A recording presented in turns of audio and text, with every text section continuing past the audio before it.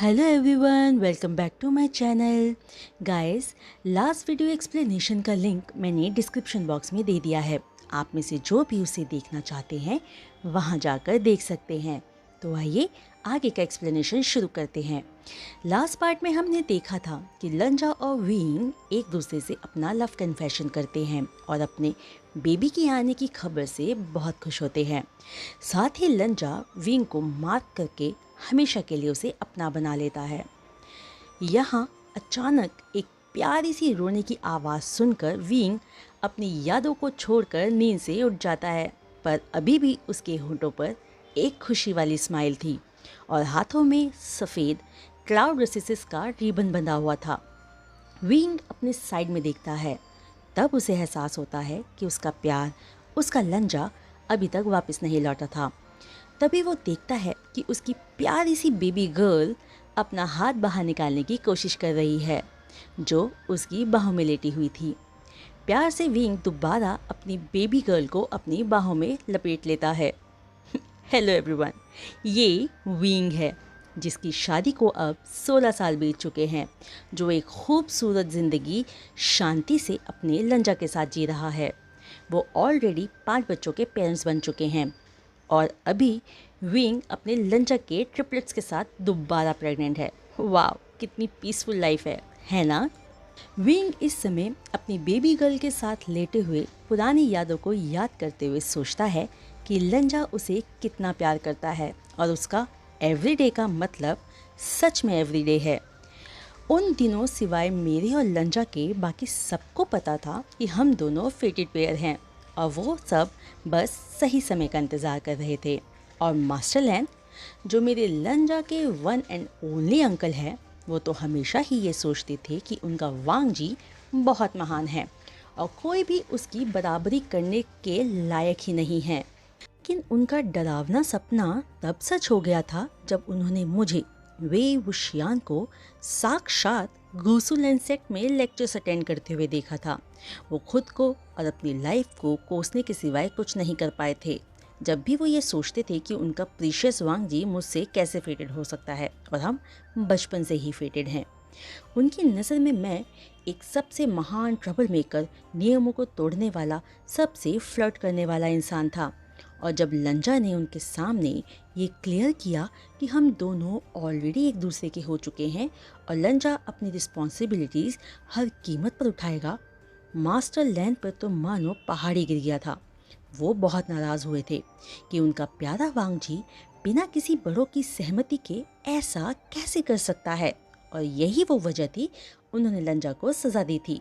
वो ये सहन ही नहीं कर पा रहे थे कि उनके प्रीशियस कैबेज को एक पिंक पिग कैसे खा सकता है। उन्हें क्या पता था किसने किसको खाया था।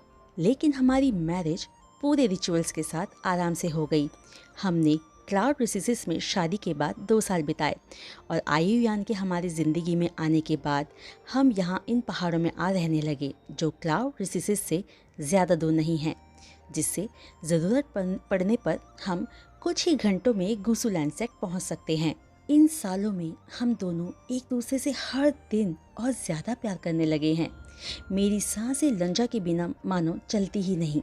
हमारा परिवार वक्त के साथ साथ बढ़ता रहा और आज मैं 5 बेबीज़ और बहुत सारे बनीज़ के साथ घिरा हूँ और मुझे अपने लंजा के एवरी डे वाले प्यार पर पूरा यकीन है कि जल्द हम डजन बच्चों के पेरेंट्स भी बन जाएंगे।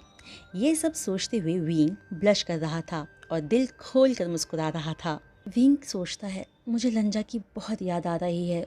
उसे देखे मुझे 2 दिन बीत गए हैं। वो मुझे अकेला छोड़कर कहीं नहीं जाना चाहता था, लेकिन उसे जाना पड़ा क्योंकि ये हमारे आयुआन का पहला नाइट हंट है। तो लंजा को अपने बेटे के साथ होना चाहिए, ऐसा जेवुजुन के कहने पर उसे जाना पड़ा। आयुयान अब लैंसेट का डिसाइपल बन गया है और जेवुजुन के साथ है। इतना सब होने के बाद भी लंजा और मेरे प्यार में कोई कमी नहीं आई।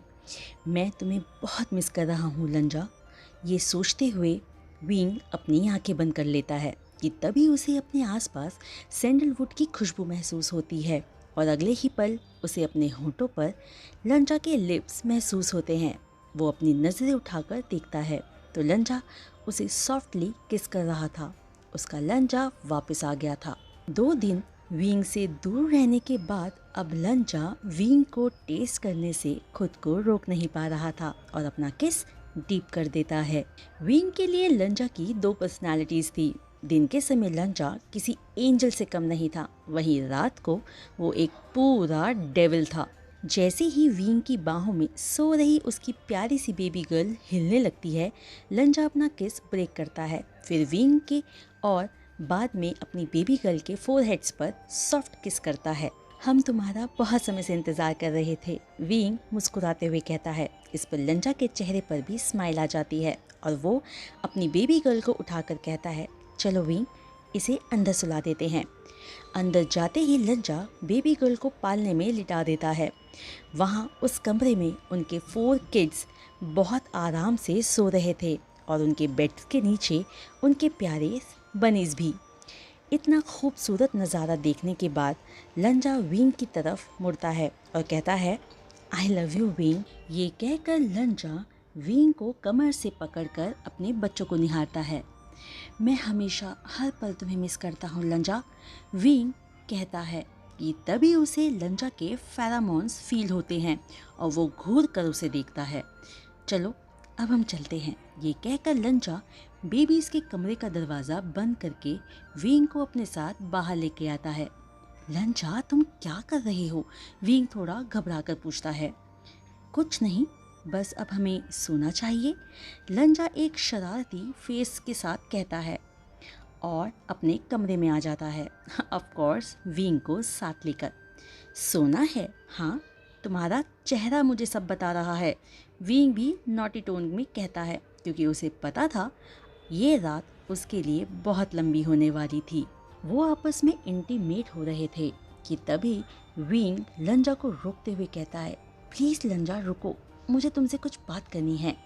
लंजा रुक जाता है और विंग प्यार से लंजा के हाथों को अपनी टमी पर रखते हुए कहता है, 3 महीने बस, और फिर आगे या तो 2 बार ट्विंस या फिर 1 बार क्वाड्रिप्लेट होते ही हम 1 दर्जन बच्चों के पेरेंट्स बन जाएंगे।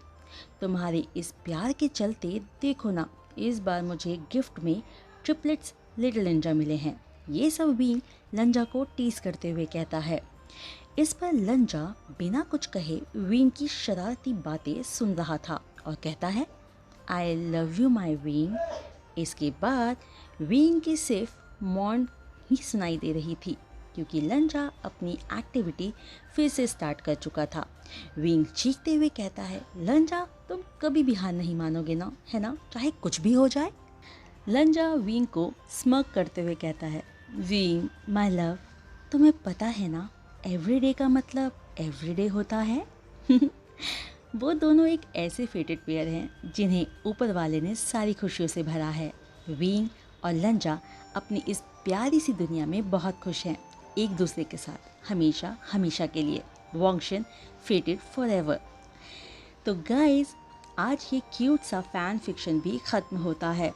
मैं हमारे राइटर को इस स्टोरी के लिए थैंक यू कहती हूँ और आप सबसे रिक्वेस्ट करती हूँ कि अगर आपको ये स्टोरी और आज का वीडियो एक्सप्लेनेशन पसंद आया हो तो वीडियो को एक लाइक, चैनल को सब्सक्राइब और बेल आइकन को हिट करना मत भूलिएगा। मैं जल्द आप सबसे मिलूँगी एक नए fan fiction test your own medicine की नरेशन के साथ। तो आज के लिए बस इतना ही। बाय।